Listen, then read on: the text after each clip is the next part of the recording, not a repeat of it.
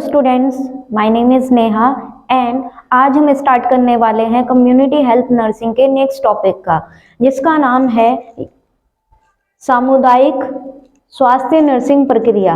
Community health nursing के अंदर जिस तरीके से प्रोसेस किया जाता है, वर्क किया जाता है, उसके बारे में आज हम जानेंगे।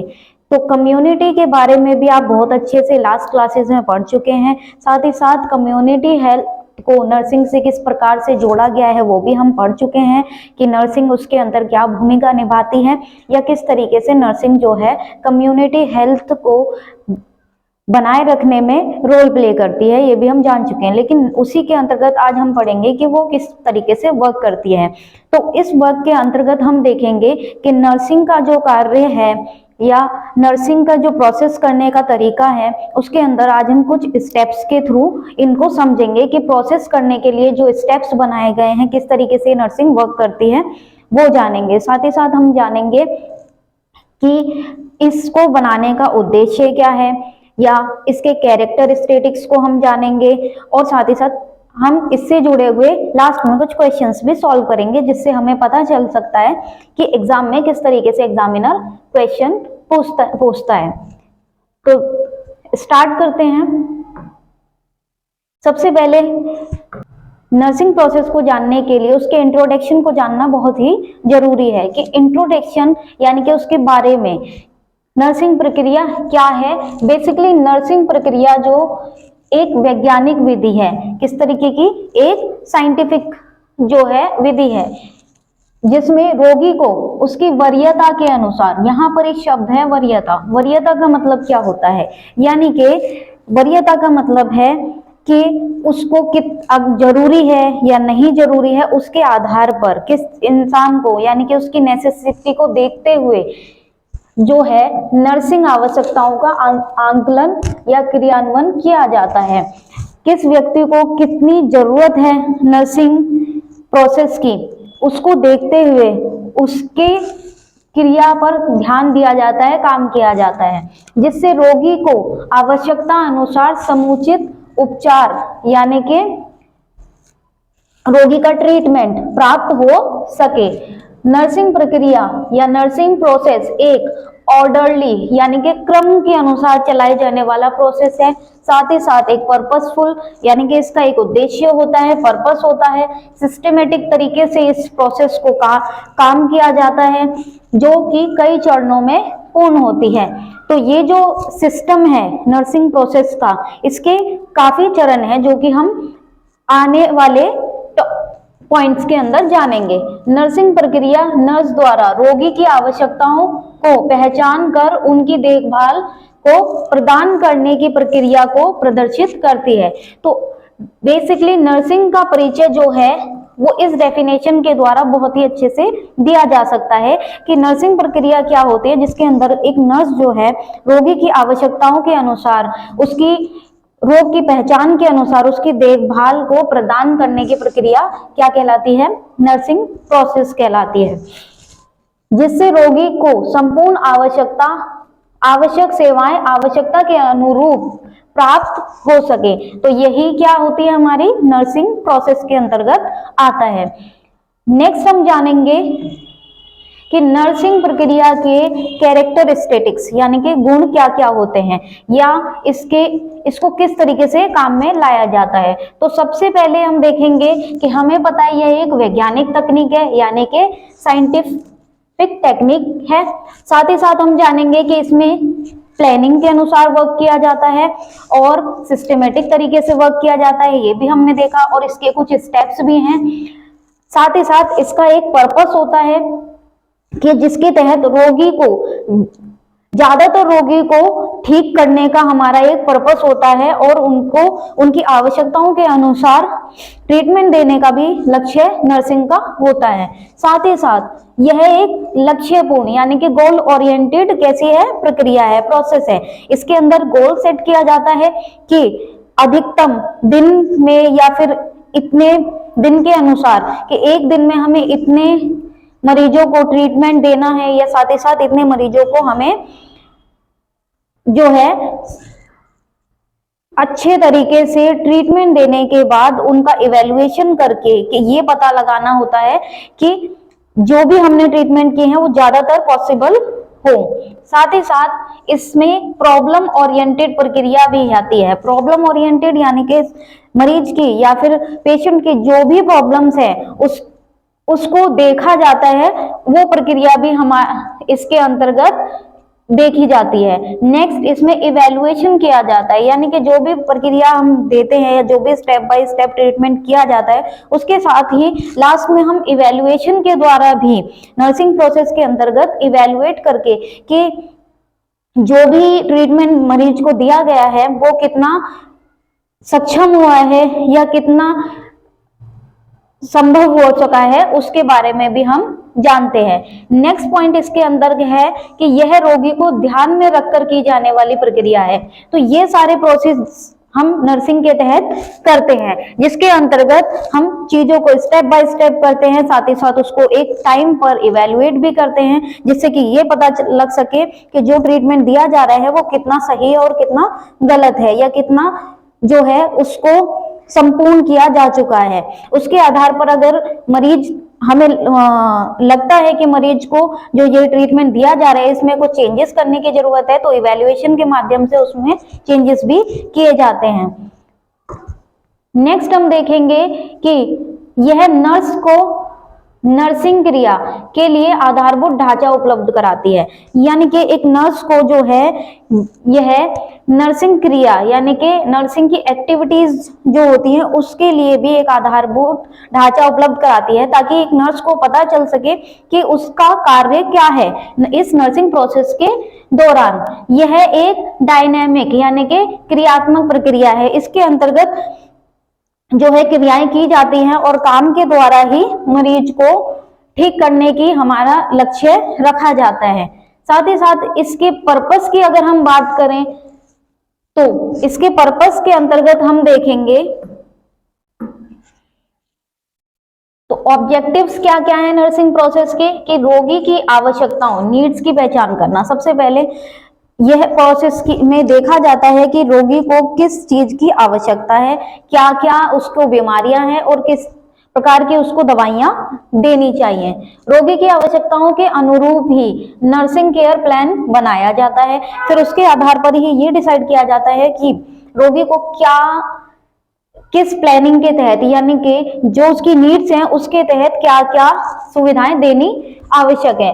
फिर रोगी को समग्र यानी कि कॉम्प्रिहेंसिव नर्सिंग देखभाल प्रदान करना, यानी कि सारी जितनी भी उसकी कॉम्प्रिहेंसिव नर्सिंग देखभाल है वो सारी उसको प्रेफर कराई जाती हैं, मौजूद कराई जाती हैं। साथ ही साथ प्रिवेंटिव और उपचारात्मक यानी कि क्यूरेटिव, रोगी की जो भी समस्याएं हैं उनकी देखभाल में उनकी रोकथाम के लिए जो भी काम किए जा सकते हैं उसको ध्यान में रखा जाता है। साथ ही साथ क्या क्या उपचार करने चाहिए उनको भी इस प्रोसेस के थ्रू देखा जाता है। तो यही नर्सिंग प्रक्रिया के उद्देश्य होते हैं।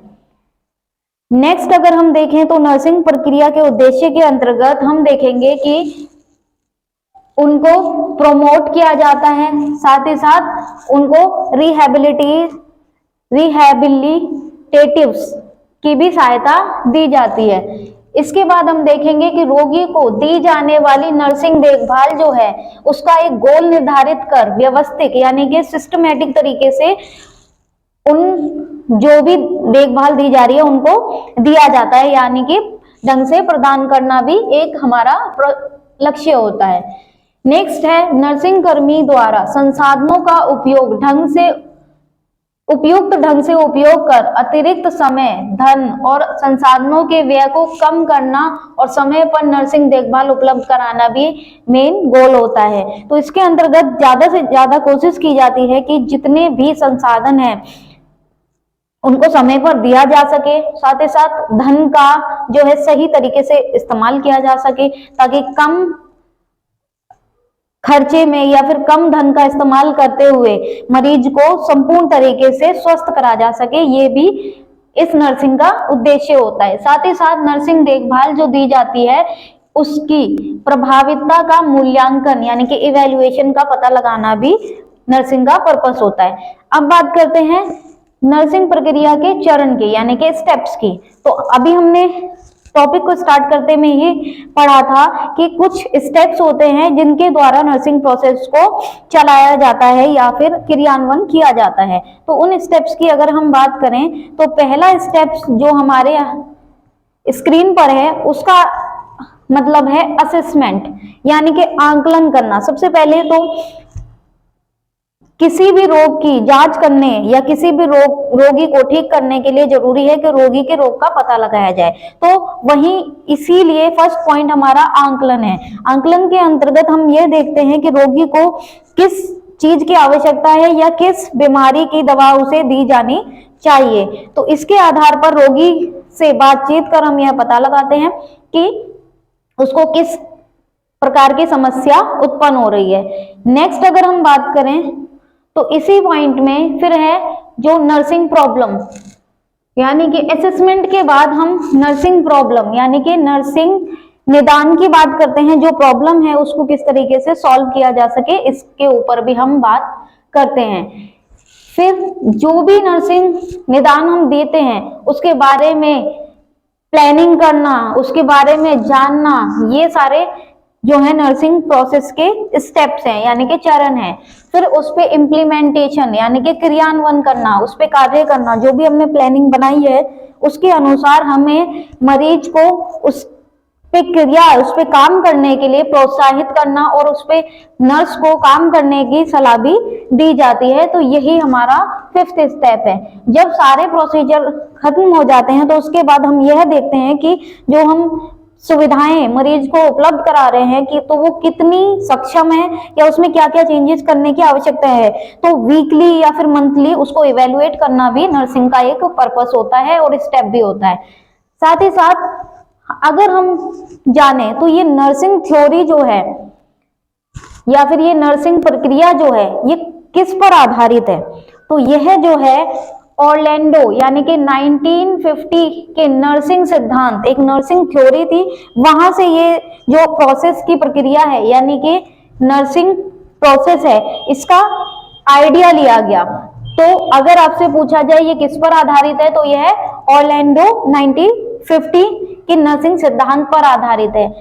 ऑरलैंडो ने ही नर्सिंग प्रक्रिया को 4 चरणों यानी कि कितने स्टेप्स में, 4 स्टेप्स में, लेकिन यहां तो हमने 6 स्टेप्स पढ़े इसमें वर्णित किया। लेकिन प्रायोगिक अवस्था में, आज की अवस्था में, यानी कि जब हम इसको प्रयोग में लाते हैं तो आज की अवस्था में north American nursing diagnostic assessment यानी कि जिसको शॉर्ट में NANDA बोलते हैं कि 5 चरण आधारित प्रभावी माने गए हैं। यानी कि जो ऑरलैंडो के अगर नर्सिंग सिद्धांत की बात करें तो उसने 4 चरणों में इसको डिवाइड किया था, लेकिन वहीं अगर बात करें हम नॉर्थ अमेरिका के एक असेसमेंट की तो वहां पर उनके द्वारा इसको 5 चरणों पर आधारित किया गया। तो इनका ही नर्सिंग प्रक्रिया में प्रयोग किया जाता है।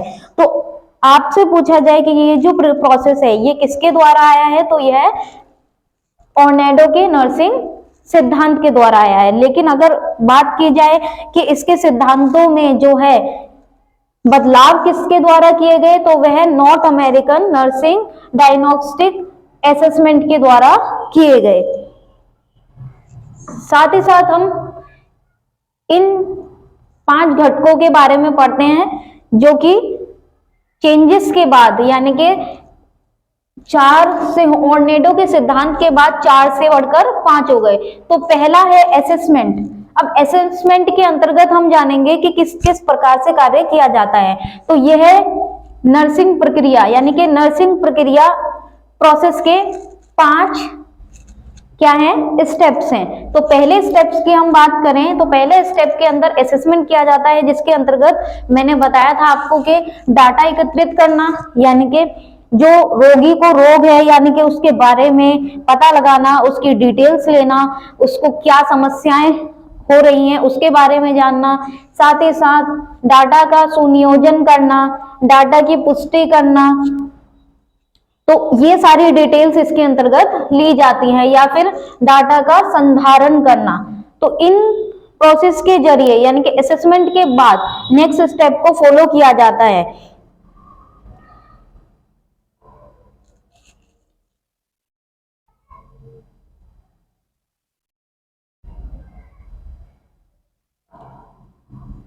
नेक्स्ट स्टेप की अगर हम बात करें तो वह है हमारा डायग्नोसिस यानी कि नर्सिंग निदान।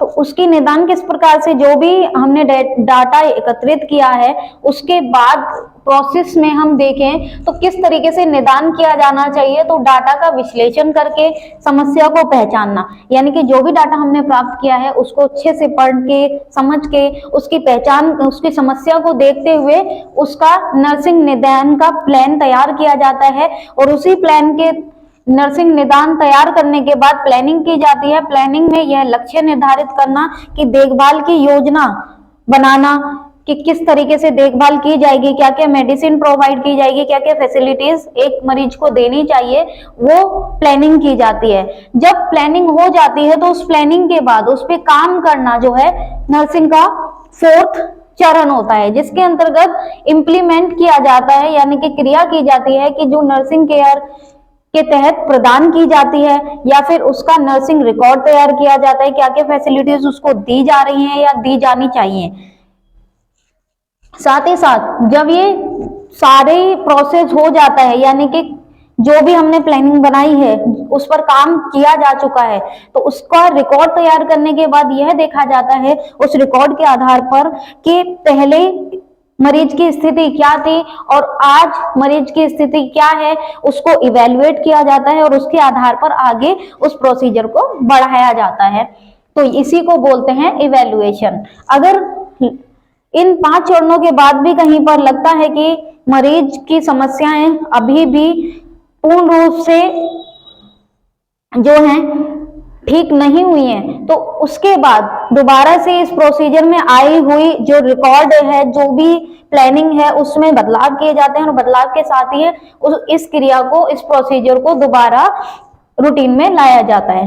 तो यहाँ पर जो ये पॉइंट्स दिख रहे हैं जैसे कि स्वास्थ्य आंकलन, तो जो मैंने अभी आपको पूरा एक चार्ट के थ्रू प्रोसीजर बताए, स्टेप्स बताए हैं, इसके अंतर्गत वही सारे पॉइंट्स जो हैं अच्छे से मेंशन किए हुए हैं कि किस प्रकार से इनमें काम किया जाता है। जैसे हेल्थ असेसमेंट की बात करें तो इसके अंतर्गत आंकड़े किस प्रकार से एकत्रित किए जाते हैं, तो जैसे 5 प्रकार से एकत्रित किए जाते हैं, जिसमें कि क्या उसकी हिस्ट्री यानी कि पुराने उसके जितने भी प्रॉब्लम्स थी, यानी कि अगर पास्ट में उसके साथ कुछ भी बीमारी हुई है तो उसकी पूरी डिटेल ली जाती है, साथ ही साथ उसकी निजी जानकारी भी इसके अंतर्गत ली जाती है।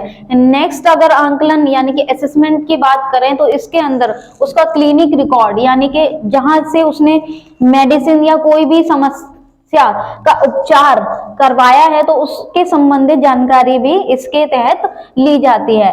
नेक्स्ट बात करें उसका फिजिकल एग्जामिनेशन किया जाता है, यानी कि उसको क्या क्या समस्याएं हैं तो उसके लिए उसको सिर से लेके पैर तक उसका फिजिकली एग्जामिनेशन भी किया जाता है, यानी कि जांच की जाती है। इसके बाद ऑर्गेनाइजेशन ऑफ डेटा यानी कि आंकड़ों को सुनियोजित करना भी उसकी कितनी जरूरत है उसके आधार पर उसको एकत्रित करना, यानी कि कितनी जानकारी की आवश्यकता है उसका भी यहाँ पर ध्यान रखा जाता है। तो शारीरिक परीक्षण के अंतर्गत यह आंकड़ों को सुनिश्चित किया जाता है। नेक्स्ट अगर बात करें तो हमने आंकड़ों की पुष्टि के बारे में पढ़ा, तो पुष्टि के अंतर्गत जैसे कि वैलिडेशन जिसको बोलते हैं या फिर कोरोबरेट भी जिसको बोलते हैं, तो उसके अंतर्गत ये देखा जाता है, यह जांचा जाता है कि जो भी आंकड़े हमें प्राप्त हुए हैं वो कितने लीगल है, वैध है, तो उसको जांचने को ही हम कोरोबरेट बोलते हैं। इसके साथ ही साथ यहाँ पर डॉक्यूमेंटेशन यानी कि आंकड़ों का संधारण, तो संधारण का मतलब यहाँ पर डॉक्यूमेंटेशन से होता है, जिसके अंतर्गत जो भी डॉक्यूमेंट हम मरीज के द्वारा लेते हैं वो कितने सही है, यानी कि वो डाटा जो है कितना सही है उसका पूरा रिकॉर्ड रखा जाता है, तो यह आंकड़ों का संधारण कहलाता है। जिसमें देखिए यहाँ पर लिखा है कि आंकड़ों के संधारण यानी कि डॉक्यूमेंटेशन के साथ ही आकलन की प्रक्रिया पूर्ण हो जाती है। यानी कि जो भी हमें जानकारी चाहिए वो डॉक्यूमेंटेशन के आधार पर हम उसको सुनिश्चित करते हैं कि जो जानकारी हमें मरीज द्वारा दी जा रही है वो कितनी सही है। इन प्राप्त आंकड़ों का रिकॉर्ड रखा जाना बहुत ही आवश्यक होता है, ताकि मरीज को आने वाली आगे समस्याओं के समय यह देखा जा सके कि जो दवाइयां दी जा रही हैं वो पुराने रिकॉर्ड को ध्यान में रखकर दी जानी चाहिए। साथ ही साथ रोगी के स्वास्थ्य संबंधी आंकड़े, यानी कि रोगी की स्वास्थ्य देखभाल में सहायक होते हैं। यानी कि जितने भी रोगी के डॉक्यूमेंटेशन होते हैं वो आगे आने वाली रोगी की जितनी भी समस्याएं होती है उसके संबंध में बहुत ही सहायक सिद्ध होते हैं। नेक्स्ट प्रोसीजर की बात करें हम तो नर्सिंग निदान। तो यह पॉइंट हमने देखा था कि नर्सिंग निदान जब हम असेसमेंट कर लेते हैं तो नर्सिंग निदान यानी कि नर्सिंग प्रॉब्लम को भी हम देखते हैं। तो नर्सिंग प्रॉब्लम के अंतर्गत जो ये एनालिसिस यानी कि ये विश्लेषण किया जाता है और उसी के आधार पर रोगी की वास्तविक या संभावित समस्याओं का पता लगाना ही नर्सिंग डायग्नोसिस कहलाता है। यानी कि जो भी डाटा हमने एकत्रित किया है तो उसका हम क्या करते हैं, कॉरबोरेट यानी कि पुष्टि करते हैं, विश्लेषण करते हैं, उसको एनालाइज करने के बाद देखते हैं कि जो भी हमें डेटा प्राप्त हुआ है उसके आधार पर किस तरीके से उसमें सहायता मिल सकती है और उसका निदान यानी कि उसको प्रॉब्लम को सॉल्व किया जा सकता है। नेक्स्ट पॉइंट की अगर हम बात करें तो यहाँ पे नर्सिंग निदान को भी 3 चरणों में बांटा गया है। तो नर्सिंग निदान के 3 चरणों में अगर हम फर्स्ट चरण की बात करें तो वहां पर है एनालिसिस किया जाता है डेटा का, यानी कि जो भी डेटा मिला है उसको ध्यान से देखा जाता है, पढ़ा जाता है, जिसके आधार पर जो भी जानकारी या जो भी आंकड़े हमने एकत्रित किए हैं उसके आधार पर ही समस्या को पहचाना जाता है। साथ ही साथ समस्याओं की जो पहचान की जाती है उसके अंतर्गत अगर हम देखें तो उसी के आधार पर रोगी की स्वास्थ्य समस्याओं का निर्धारण भी किया जाता है। तीसरा चरण अगर हम बात करें तो नर्सिंग निदान के अंतर्गत थर्ड चरण में हम देखेंगे कि नर्सिंग निदान रोगी की आवश्यकता के अनुरूप, यानी कि जो भी रोगी की आवश्यकता है उसके अनुरूप जो है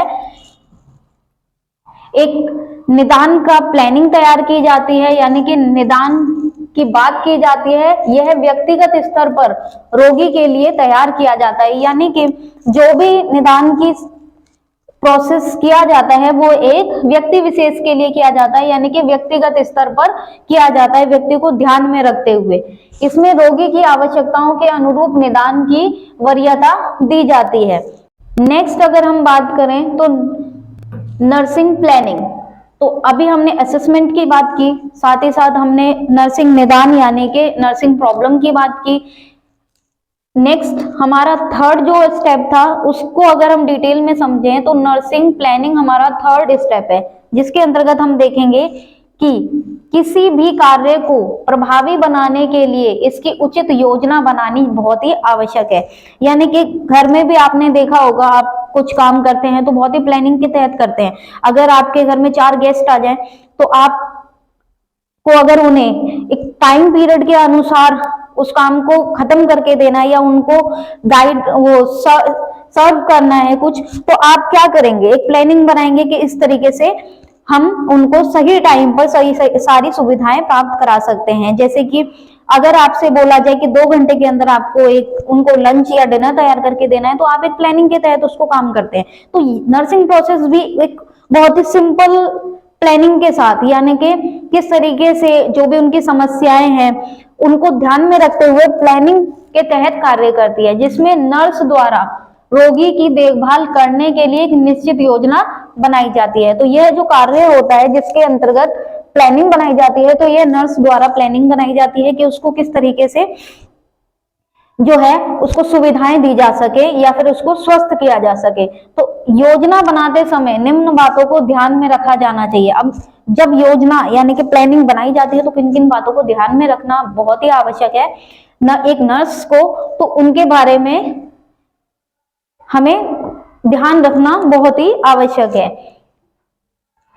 नेक्स्ट है नर्सिंग क्रियान्वयन। जो भी प्लानिंग बनाई गई है वो जो है पेशेंट को ध्यान में रख के बनाई जाती है। इसी के साथ साथ उन पे फिर कार्य भी किया जाता है, यानी कि इम्प्लीमेंट किया जाता है। अब इम्प्लीमेंट के अंतर्गत अगर हम बात करें तो नर्सिंग क्रियान्वयन यानी कि नर्सिंग प्रक्रिया का एक चरण है जो कि एक 4th स्टेप है, जिसमें योजना का क्रियान्वयन कर रोगी को नर्सिंग देखभाल प्रदान की जाती है। साथ ही साथ अगर हम बात करें तो क्रियान्वयन की प्रक्रिया 2 प्रकार की होती है। कितने प्रकार की? 2 प्रकार की, जिसके अंतर्गत डायरेक्टली भी केयर दी जाती है रोगी को, आगे हम देखेंगे। तो डायरेक्ट केयर की अगर हम बात करें तो इसके अंतर्गत यह रोगी से सीधे संबंधित होती है, जैसे कि दवाई देना, शारीरिक देखभाल या उनका तापमान लेना और व्यायाम संबंधी। तो यह डायरेक्ट कम्युनिकेट करती है किससे? रोगी से, सीधे संबंधित होती है। दूसरी इनडायरेक्ट केयर होती है। तो अगर हम बात करें इम्प्लीमेंटेशन में, तो इनडायरेक्ट केयर में क्या किया जाता है कि इसके अंतर्गत रोगी से प्रत्यक्ष रूप से संबंधित नहीं होती, क्योंकि इनडायरेक्ट मतलब अप्रत्यक्ष होता है, तो प्रत्यक्ष रूप से यानी कि डायरेक्टली संबंधित नहीं होती, लेकिन प्रत्यक्ष देखभाल को आधार प्रदान करती है, जैसे कि क्लाइंट्स की इन्वायरमेंट यानी कि रोगी के वातावरण का ध्यान रखना, उनकी डॉक्यूमेंटेशन। तो ये डायरेक्ट किससे? डायरेक्ट पेशेंट से नहीं जुड़ी होती। इसके अंतर्गत क्या किया जाता है कि रोगी के आसपास के एनवायरनमेंट को क्लीन रखना, साथ ही साथ रोगी की जितनी भी डिटेल्स है उनको जो है डॉक्टर्स तक पहुंचाना या फिर उनके डॉक्यूमेंटेशन का ख्याल रखना। तो ये सारी इनडायरेक्ट सर्विसेज के अंदर आता है। नेक्स्ट अगर हम बात करें तो इन सभी प्रोसीजर को फॉलो करने के बाद लास्ट में हमारा 5वां चरण जो आता है वो नर्सिंग मूल्यांकन आता है, जिसके अंतर्गत देखिए यहाँ पर लिखा है यह नर्सिंग प्रक्रिया का अंतिम चरण होता है, जो कि 5th स्टेप है। मैंने आपको पहले ही बताया है। इस चरण के दौरान नर्स द्वारा प्रदान की गई जितनी भी सेवाएं होती है उनका मूल्यांकन किया जाता है, जिसके द्वारा पता लगाया जाता है कि रोगी की जो समस्या है उसका समाधान एवं आवश्यकता की पूर्ति कितनी हुई और क्रियान्वयन की प्रभाविकता कितनी रही। तो मैंने आपको इवैल्यूएशन का मतलब बहुत ही सिंपल तरीके से समझा दिया था, जिसके अंतर्गत यह पता लगाया जाता है कि जो भी नर्सिंग सुविधाएं हमें दी गई हैं वो कितनी सक्षम रही या कितनी सक्सेसफुल रही, साथ ही साथ जो भी समस्याएं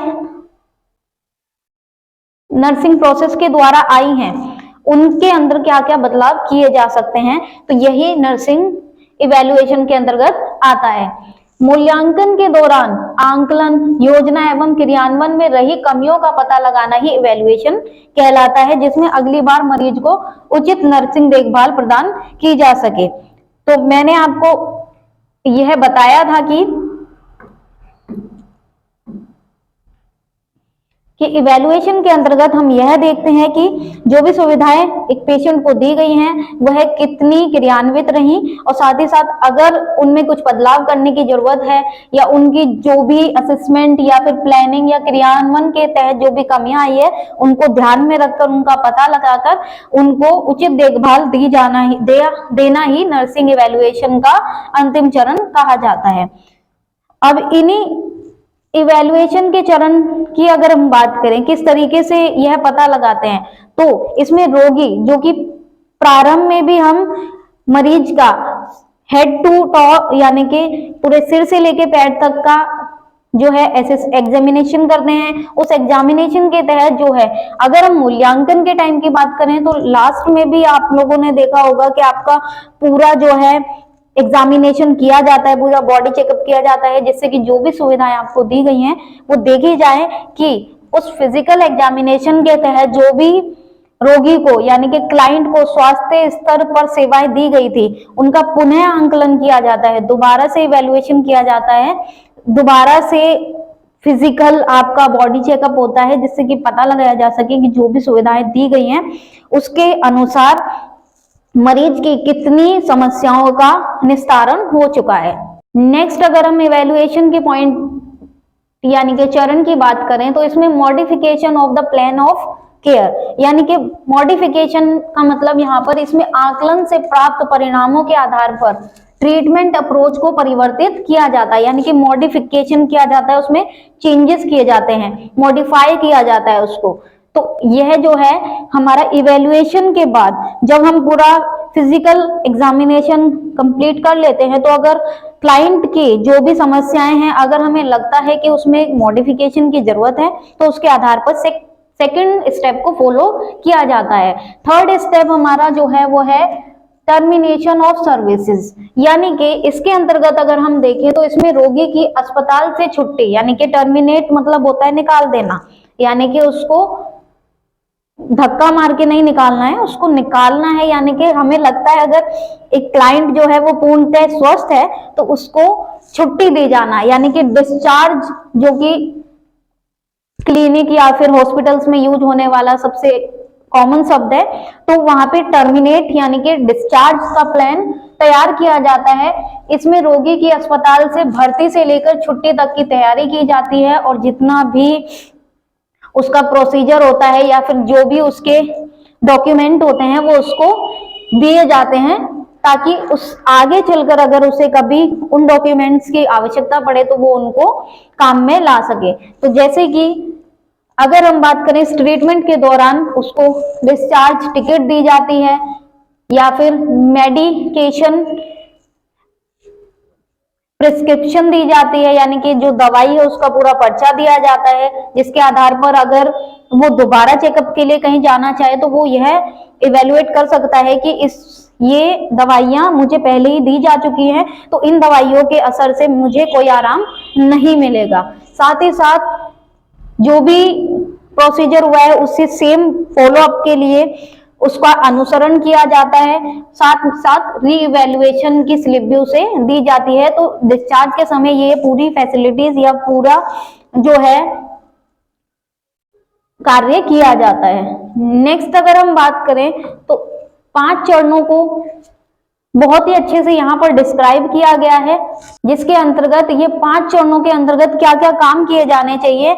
यहाँ पर बॉक्स में जैसे कि आपको यहाँ दिख रहा है असेसमेंट के अंतर्गत कौन कौन सी चीजें की जानी चाहिए, तो सामने के बॉक्स में लिखा हुआ है, तो आप इसका स्क्रीनशॉट ले सकते हैं या फिर इसको नोट डाउन कर सकते हैं, ताकि अगर आपसे सिंपल वे में पूछा जाए कि इन 5 चरणों के अंतर्गत क्या क्या कार्य किए जाते हैं या किस किस प्रकार से अगर शॉर्ट में बताना चाहें तो काम किए जाते हैं, तो उनके बारे में अगर आपको कुछ पॉइंट्स में बना के आपको आंसर लिखना हो तो ये चार्ट आपका बहुत ही हेल्पफुल रहने वाला है। देखिए यहाँ पर ये जो assessment community health nursing assessment की बात आ रही है, तो ये पॉइंट्स हम पहले ही पढ़ चुके हैं कि इसमें डाटा एकत्रित किया जाना चाहिए। तो जो डाटा है वो किस तरीके से एकत्रित किया जाना चाहिए या किन किन व्यक्तियों का डाटा हम किस प्रकार से एकत्रित कर सकते हैं, तो ये डिटेल वाइज यहाँ पर कुछ पॉइंट्स के अंतर्गत में लिखा गया है।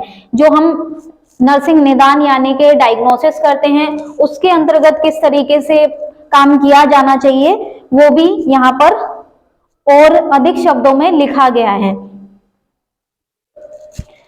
तो जो इससे पहले मैंने आपको पॉइंट्स पढ़ाए थे वो बहुत ही शॉर्ट वे में था, अगर आपको इसके बारे में अच्छे से लिखना है तो ये पॉइंट्स आप नोट डाउन कर सकते हैं। इसके आधार पर आप जो है बहुत अच्छे मार्क्स ला सकते हैं, ताकि इन पॉइंट्स में से आपको अगर 80% भी याद रहा एग्जाम के टाइम पे तो आपके लिए बहुत ही हेल्पफुल रहने वाला है।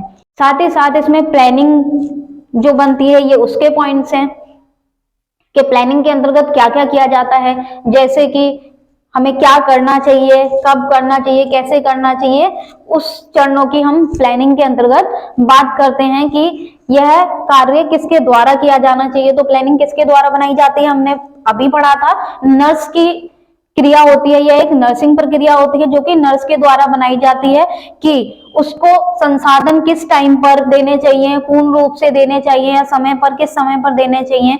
तो यह एक नर्सिंग केयर प्लान का प्रारूप है जो नर्स के द्वारा तैयार किया जाता है, जिससे कि कम धन का यूज करते हुए, कम संसाधनों के यूज करते हुए हम एक मरीज को बहुत ही अच्छे लेवल पर जो है सुविधाएं दे सके।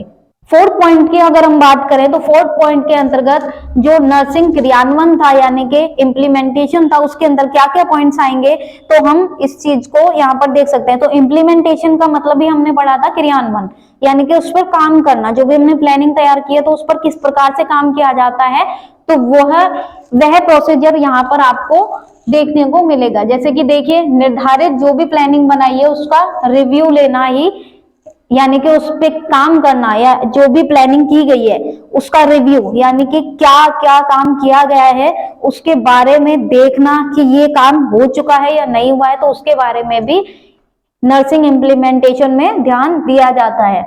ये भी सारे नर्सिंग इम्प्लीमेंटेशन के ही पॉइंट है।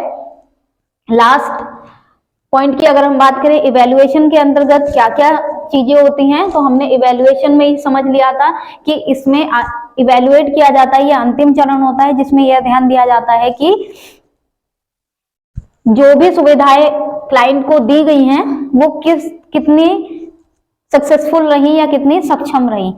इसी के साथ साथ जो नर्सिंग के 5 चरणों में, नर्सिंग के जो हमने 5 चरण पढ़े हैं, जिनको हमने शॉर्ट वे में एंड लॉन्ग वे में भी समझा है, तो इनके बाद अगर हम देखें तो नर्सिंग प्रोसेस के अंतर्गत कुछ ध्यान रखने वाली बातें भी हैं।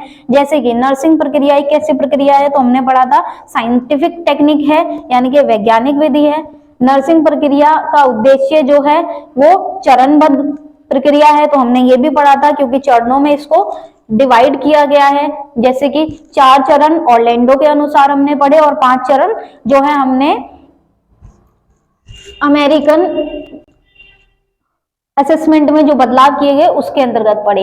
इसी के साथ साथ अगर हम और ध्यान रखने वाली बातों में ध्यान दें, तो जैसे कि ये हमने पहले ही पढ़ चुका है, नर्सिंग प्रक्रिया ऑरलैंडो का नर्सिंग सिद्धांत है, क्योंकि यहाँ से डायरेक्ट क्वेश्चन आपके एग्जाम में पूछा जा चुका है।